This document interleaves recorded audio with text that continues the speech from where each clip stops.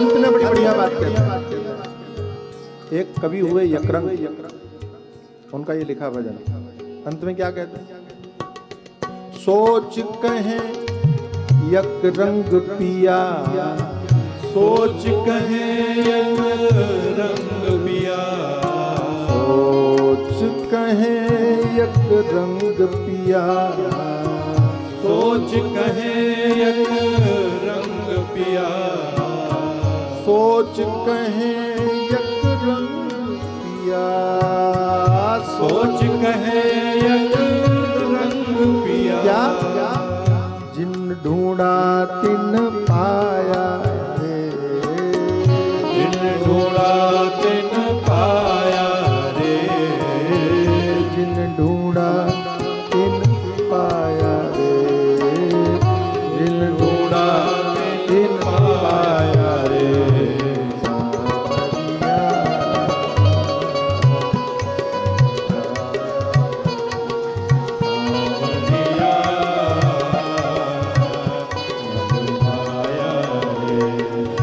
सांवरिया मन भाया रे, बोलो सांवरिया मन भाया रे, सांवरिया मन भाया, सांवरिया मन भाया रे, सांवरिया मन भाया रे, सांवरिया मन भाया रे, सांवरिया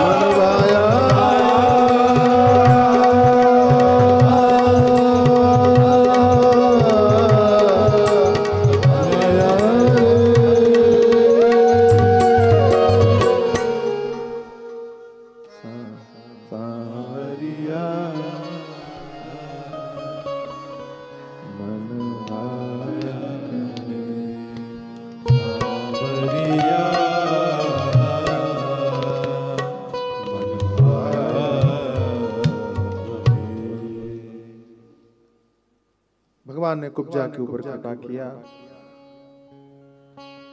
और उसके बाद भगवान कहते हैं, एक कथा आती है कि वहां एक धनुष था। ज्योतिषियों ने कह रखा था कि जो इस धनुष को तोड़ेगा वही तुम्हारा काल होगा। कंस ने उनको बड़ा सुरक्षित रखा था, लेकिन भगवान राजकुमार का वेश बना के पहुंच गए। रक्षकों ने कहा कि आप नहीं जा सकते। भगवान ने कहा कि तुम्हें पता है हम कौन है? कौन हो? भोजराज कंस के भांजे लगते हैं। भांजे बोलते हैं। भगवान ने झूठ भी नहीं कहा था, इसलिए हमें जाने दो। तो रक्षक भयभीत हो गए। राजकुमारों की तरह कपड़े इसीलिए पहने थे। भगवान को जाने दिया, लेकिन कहा देखो भाई, दूर से देखना, धनुष को छूना नहीं। भगवान ने मन में सोचा कि छूने कौन आया, हम तो तोड़ने आए, लेकिन तुम कहते हो तो नहीं छुएंगे, देखेंगे। भगवान ने ग्वाल वालों के साथ अंदर प्रवेश किया और कब भगवान उछले और कब धनुष के मंच पर चढ़ गए, कब धनुष उठा लिया और कब धनुष तोड़ लिया, पता ही नहीं चला। लेत उठावत खेचत गाढ़े काऊ न लखा देख सब ठाड़ी। समझ ही नहीं आया। लेकिन जब टूट गया तो टूटने की आवाज सुनाई पड़ी। अब सब भयभीत हो गए, पकड़ो मारो। भगवान ने क्या किया, धनुष तोड़ के तो दो टुकड़े हो गए थे, एक टुकड़ा अपने पास रखा, एक बलराम जी की तरफ फेंक दिया। टूटे हुए धनुष से सबका काम तमाम करके भगवान नंद बाबा के पास आए। बाबा ने पूछा शहर कैसा है? बोले बहुत बढ़िया। लड़ाई वड़ाई तो नहीं की किसी से? बोले नहीं। आपको लगते हैं कि हम किसी से लड़ेंगे? हम भला क्यों लड़ेंगे? लेकिन एक बात मेरी समझ में नहीं आती, जब भगवान गए थे तो कपड़े दूसरे थे, वापस आए तो कपड़े दूसरे थे। तो बाबा ने पूछा तो होगा कि ये कपड़े कहां से ले आए? भगवान भी बड़े प्यारे हैं, भगवान ने कहा होगा बाबा हम हैं ही इतने सुंदर कि लोगों ने जबरदस्ती पहना दिए। और बोले नंद बाबा इस बात को मान भी गए होंगे। रात में शयन किए भगवान, कंस को नींद नहीं आई और सुबह उठे, भगवान पहुंचे तो वो कुबलिया पीड़ हाथी खड़ा था द्वार पर। कहते 10,000 हाथियों की ताकत उसमें कुबलिया पीड़। महावत ऊपर बैठा हुआ। भगवान ने बड़े प्यार से महावत को कहा, ओ महावत ये हाथी को हटाओ, हमको जाने का रास्ता दो, और अगर तुमने हमको अंदर नहीं जाने दिया तो नयामी यम साधनम, हम तुमको यमराज का रास्ता दिखा देंगे। ऐसा कहा। आकर्षयांग नागेंद्रम मार्गम कुरु ममेच्छया, मैं चाहता हूं कि तुम ये रास्ता हटा करके हमको अंदर जाने के लिए मार्ग दो। और चित्वाम पादिश्यामी सनागम भूमि मंडल, अगर तुमने हमको नहीं जाने दिया तो हम तुम दोनों को यहीं गिरा करके मारेंगे अभी। ऐसा भगवान ने। लेकिन वो तो ऊपर बैठा हुआ था हाथी के ऊपर, तो उसने कहा कि ये लोग तो नीचे हैं, छोटे छोटे बच्चे हैं, मैं तो ऊपर बैठा हूं, ये बच्चे मेरा क्या बिगाड़ेंगे। कथा बड़ी सुंदर है और ये नेताओं को सुनाना चाहिए, राजनेताओं। और कथा कहती क्या है, ये जितने ऊपर बैठने वाले हैं इनको लगता है हमारा कोई कुछ बिगाड़ नहीं सकता। भगवान कहते हैं एक बात ध्यान रखना। अच्छा एक बात बताओ, आप लोग कहां बैठे हो? जमीन में बैठे है ना। हमारे एक महात्मा बड़ा मजाक करते थे, बोले आप जमीन में बैठे हो तो क्या हो गए? जमींदार। जमींदार बोलते हैं। जमीन में बैठे हुए तो आप क्या हो गए? और हम कहां बैठे हैं? चौकी पे। तो हम क्या हो गए? बोलो बोलो। अरे अब तो चौकीदार बोलने में कोई खराब बात नहीं, हमारा तो प्रधानमंत्री चौकीदार बन के बैठा हुआ है। और महात्मा चौकीदारी तो है, हम लोग तो जगाने का काम करते हैं, सबसे बड़े चौकीदार तो हम ही हैं। हाँ, हमारे महात्मा एक बड़ी सुंदर बात कहते हैं, बड़ी अच्छी बात कहते हैं कि देखो जो लोग ऊपर बैठते हैं, चौकी पर बैठे हैं, हमारा एक भी पाया हिले तो हमारा क्या होगा? गिरने का डर है, हम गिर जाएंगे। कुर्सी पर जो बैठे हुए हैं उनका पिलर हिल जाए तो उनको गिरने का डर है, ठीक है। लेकिन जो जमीन पर बैठे हैं वो कहीं गिरेंगे? अरे बोलो बोलो बोलो। जमीन पर बैठने वालों को गिरने का डर है? नहीं डर है। तो ये जितने ऊपर बैठने वाले हैं उन सबको तुम लोगों को बता देना चाहिए कि तुम गिर सकते हो, हम कहीं नहीं गिर सकते, इसलिए सावधान तुमको रहना पड़ेगा। ऊपर बैठने वालों को सावधान रहने की अधिक आवश्यकता है। उसको अभिमान था कि मेरा तो कोई बिगाड़ नहीं सकता। भगवान ने कहते हैं कि भगवान आगे गए हाथी के सामने चिढ़ाते हुए, और हाथी के पांव के बीच में से, छोटे तो थे ही, पांव के बीच में से पीछे गए, पूंछ पकड़ते हुए 100 कदम पीछे लेके गए भगवान हाथी को खींच के। और उसके बाद फिर सामने आके अंगूठा दिखा के चिढ़ाने लगे। हाथी को बड़ा क्रोध आया, कुबलिया पीठ। उसने पूरे वेग से भगवान के ऊपर आक्रमण किया। अंतिम क्षण तक भगवान खड़े रहे, और जैसे ही भगवान को लगा कि अब ये मार ही डालेगा, भगवान वहां से हट गए। हाथी पूरे वेग से आ रहा था, धड़ाम से जाके गिरा तो वो महावत तो कहीं दूर जाके गिरा। भगवान ने एक मुक्का मारा उस हाथी को, हाथी का काम तमाम हो गया। बलराम जी ने देखा कि भगवान ने तो अपना काम कर दिया, तो हम भी करें। तो महावत को बलराम जी ने पकड़ा और घुमाया आकाश में, उसका प्राणांत कर दिया। दोनों को मारने के बाद और भगवान ने हाथी के दांत तोड़ लिए और दांत अपने हाथों में रखा। भागवत में बड़ा आता है कि भगवान का नाम पड़ा वहां दंतपाणि, और दंतपाणि भगवान की। और भगवान ने रंग भूमि में प्रवेश किया कुबलिया पीठ हाथी को मारने के बाद। और वहां जितनी भी स्त्रियां थी, भगवान को देखते ही सब आपस में बातें करने लगी कि देखो देखो, ये जो सांवले सांवले भगवान दिखाई पड़ रहे हैं ना, इनका नाम कृष्ण है। तुम्हें पता है कि जब ये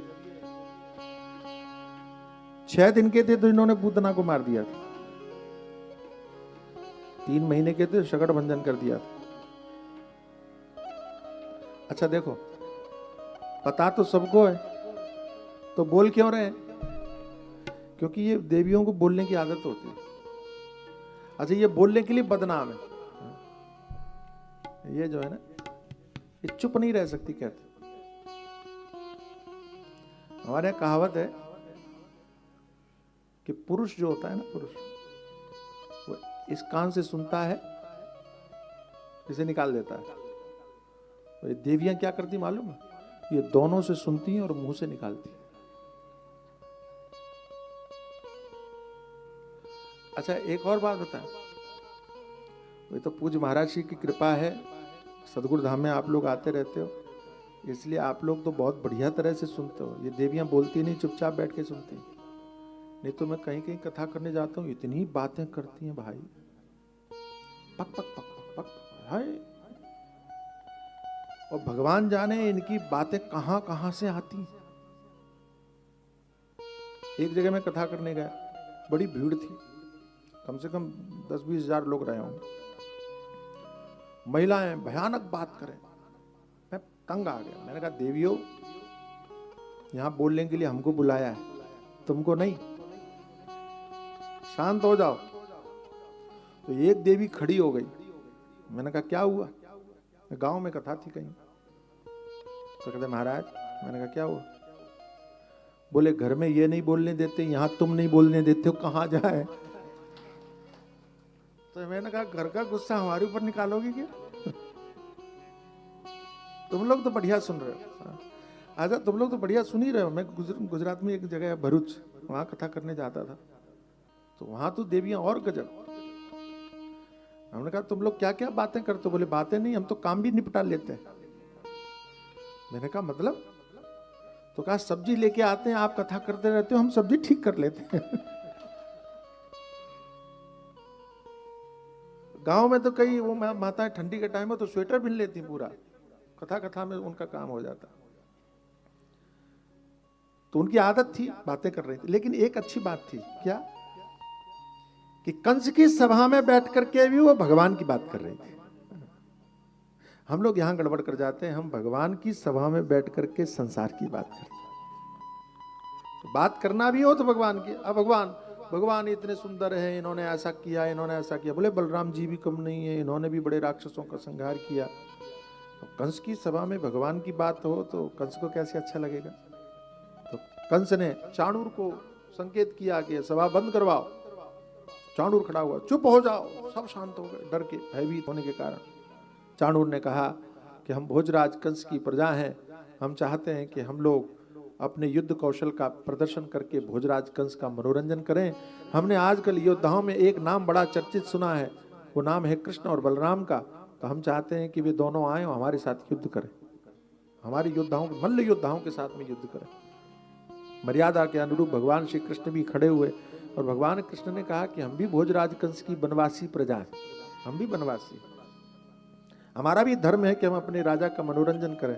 हम अवश्य लड़ेंगे, लेकिन लड़ने के लिए अवस्था तो सम होनी चाहिए।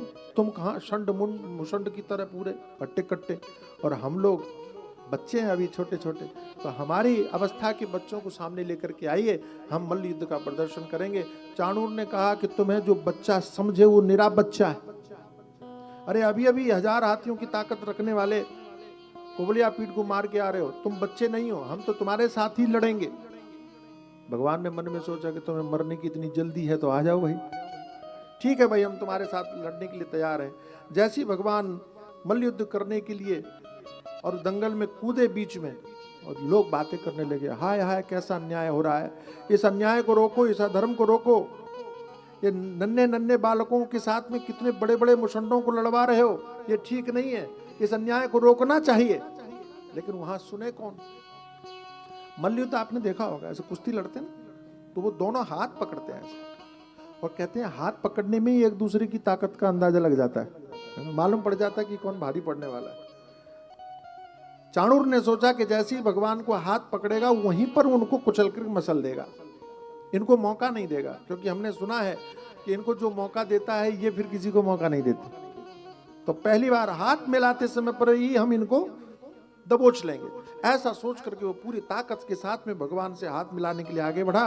अंतर्यामी भगवान ने उसके मन की बातों को समझ लिया। भगवान भी हाथ बढ़ाते जा रहे थे, लेकिन जैसे ही हाथ बढ़ाने का मौका आया भगवान झुक गए, उसके पांव के बीच में से निकले, धड़ाम से मुंह बल के बल जाकर के गिरा वो। अब गिरा तो पब्लिक तो ताली बजा उठी, ये तो गजब हो गया। ये सोचने लगा गिरे गिरे अब इनको मैं छोड़ूंगा नहीं, ये सोच ही रहा था। तब तक दौड़ करके भगवान आए और भगवान ने चाणूर को उठाया और इतनी जोर से घुमाया कि घुमाने में ही बेचारे के प्राण निकल गए। उधर मुष्टिक को एक मुक्का मारा और भगवान ने मुष्टिक का संहार कर दिया। बोलो कृष्णचंद्र भगवान की। शल तोशल आदि जितने भी पहलवान आते गए, भगवान सबका काम तमाम करते गए। और उसके बाद में कंस ने देखा कि सारे पहलवान मारे जा रहे हैं, ऊपर सिंहासन पर बैठा हुआ था तो चिल्लाने लगा, पकड़ो, मारो, काटो। ये बोल ही रहा था तब तक भगवान दिखाई पड़ गए, सिंहासन से उठ करके भागा। भगवान ने कहा, मामा जी कहाँ जाते हो, बहुत दौड़ाया है आपने, अब नहीं बचोगे। भगवान ने ऊपर सिंहासन पर और भगवान ने कंस के बालों को पकड़ा, ऊपर से पकड़ करके नीचे पटका, धड़ाम से गिरा और कंस का वध कर दिया। कृष्णचंद्र भगवान की जय। मैं कथा में कहता हूं कि जब कंस मरा ना तो वहां 3 तरह के लोग थे। एक कृष्ण के पक्ष के थे, तो उन्होंने क्या बोला, जय हो, क्या बोला। और कंस के पक्ष के भी थे, वो तो होते ही है, आज भी है।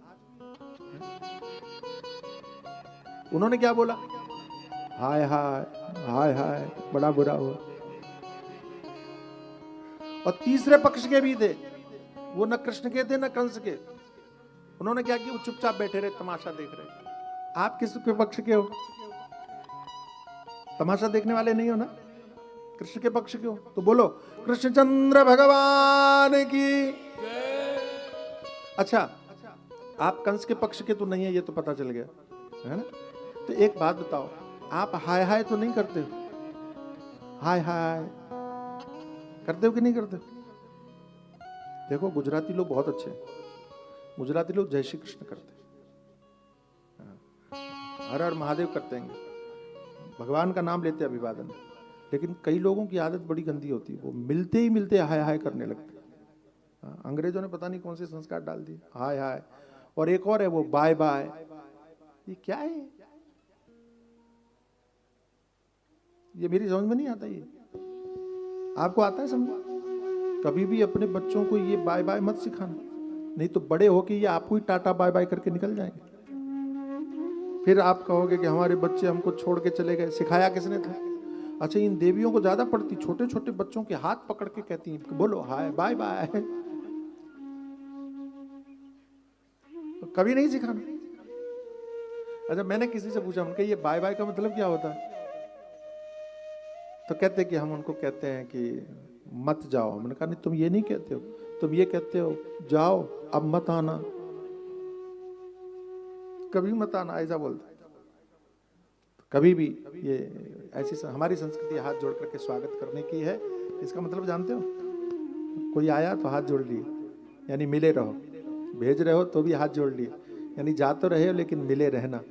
और ये एक हाथ से जो हाय हाय बाय बाय करते हो ना, इसका मतलब है तुम भी अकेले, हम भी अकेले, तू भी अकेला रहे, मैं भी अकेला रहूं। अकेले अकेले जीवन पसंद है कि मिला हुआ जीवन पसंद है, बोलो।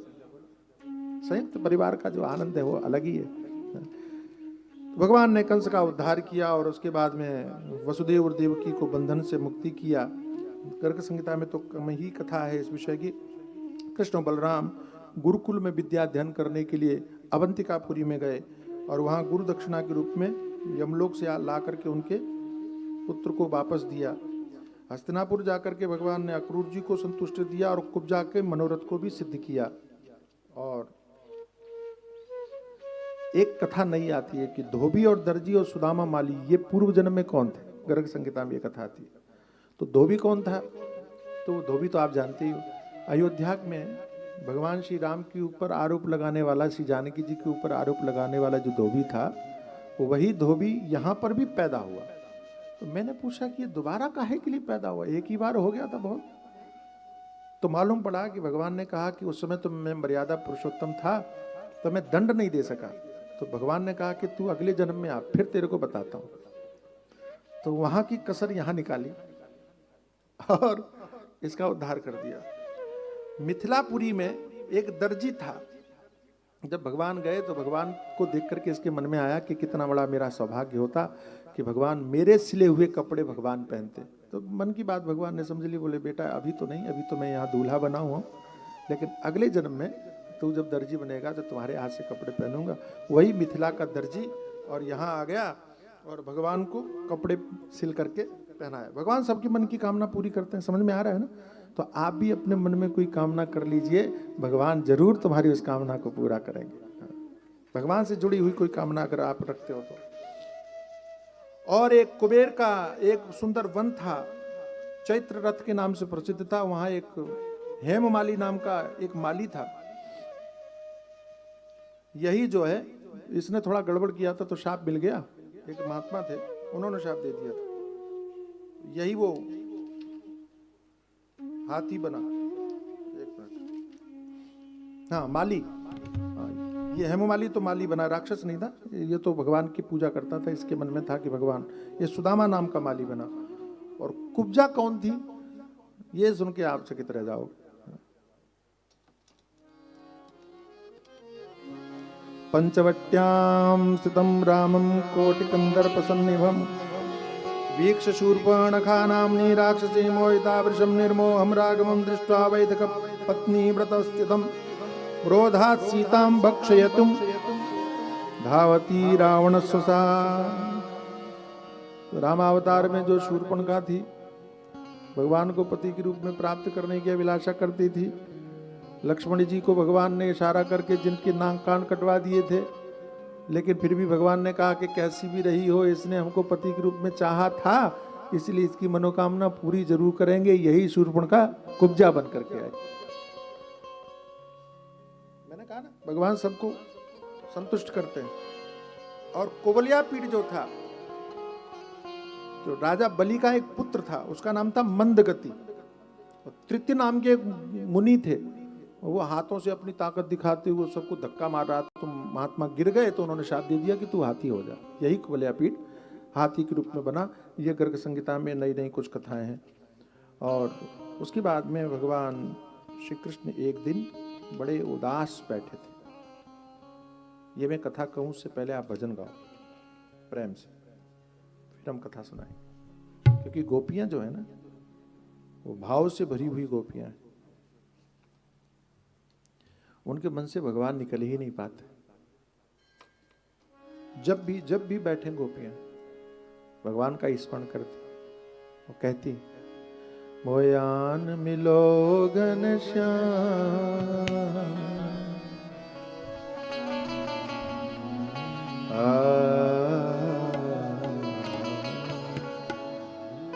शब्द बहुत अच्छे हैं, भाव है, आप आनंद से गाइए।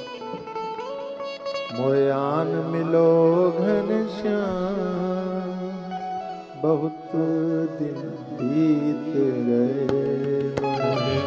आन मिलो घनश्याम बहुत दिन बीत गए। मोयान मिलो घनश्याम बहुत दिन बीत गए।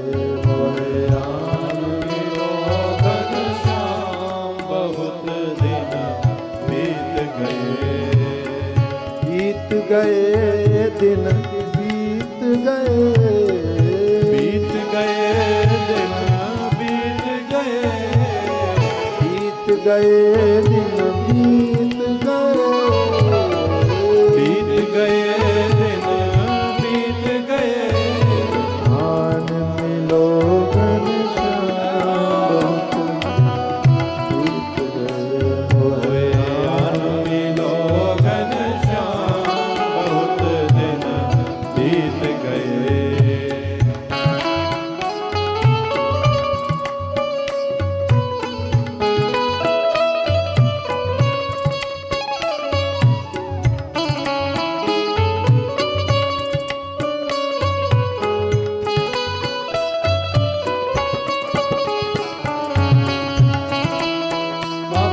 बिहारी लाल की जय हो।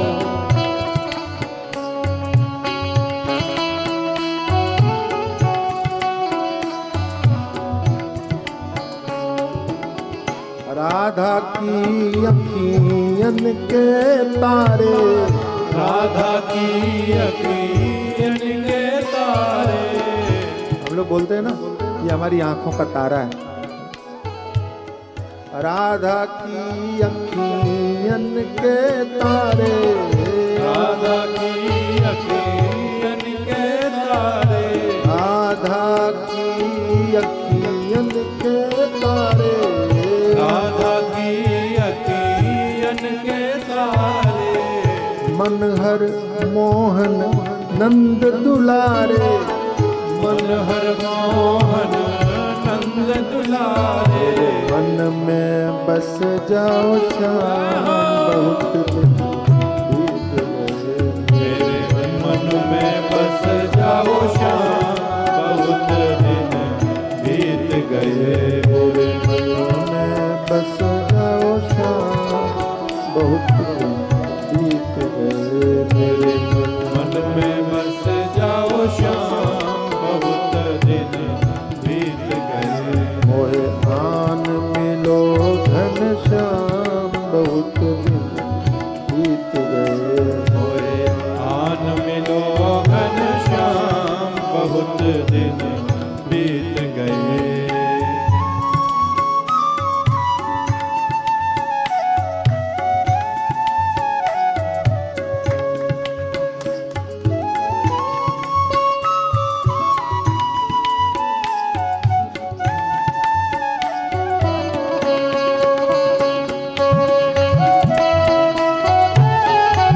जय हो।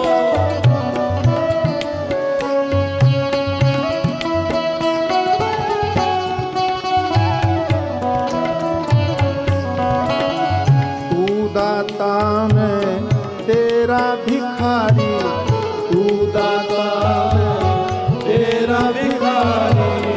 तू दाता मैं तेरा भिखारी।